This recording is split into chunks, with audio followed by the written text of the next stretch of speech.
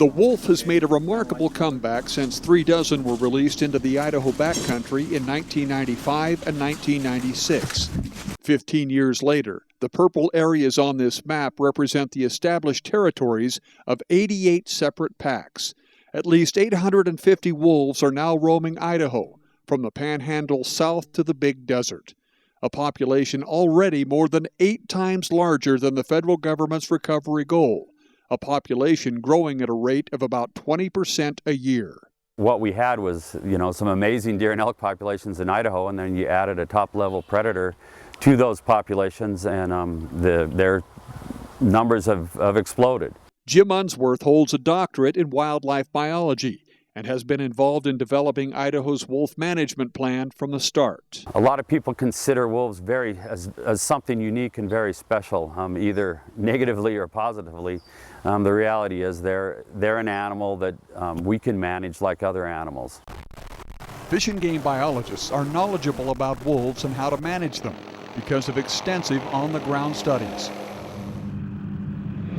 Placing radio collars on more than 120 individual wolves in 2/3 of Idaho's packs, allowing biologists to track movements. This graphic shows just how far and wide wolves travel in Idaho and surrounding states.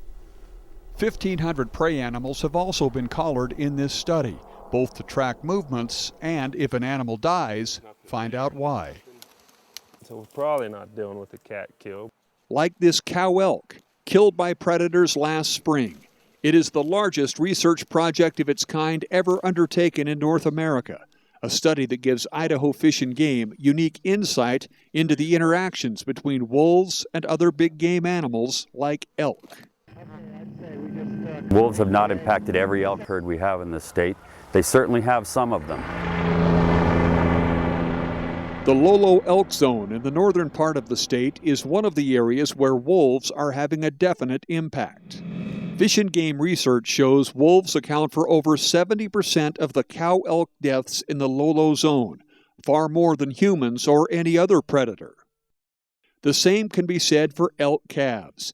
Although wolves aren't the major source of mortality during the first 6 months of a calf's life, they do account for over 60% of elk calf mortality from 6 months to 1 year of age. The bottom line, Fish and Game researchers say, is that wolf-caused mortality is the primary reason for low cow-calf survival in the Lolo Zone, and wolves are the major factor pushing cow elk below the threshold of normal adult survival rates, the percentage the herd needs to sustain itself.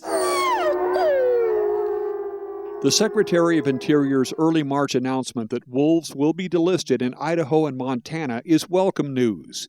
Idaho Fish and Game has a strong record of using regulated hunting to manage big game animals, including predators like mountain lions and black bears, both of which are flourishing in Idaho.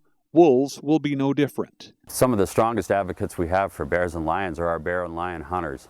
And they let us know when we've managed too far in one direction or another. And people will do that same thing for wolves. People are going to get very interested in wolves, and hunters are going to like to be a part of the management scenario for wolves. Most hunting will be focused in areas where wolves come into conflict with livestock, or in areas like the Lolo Elk Zone where elk populations are on the ropes. We do have the biggest wilderness in the entire lower 48, and wolves likely can live there and die there, and they'll never see a man or be hunted. Once Idaho takes over wolf management, both conflict and animosity will be reduced. The wolf will become Idaho's 11th big game species, and its populations managed and balanced with all others. Wolves here are not unlike white-tailed deer or black bears in New York, for example. New York has more hunters than Idaho does, and almost everybody knows somebody that's run into a deer or had deer in their garden and causing problems for them, or someone else. And so like they manage deer in the east or black bears in the east, we're going to manage another species in the west.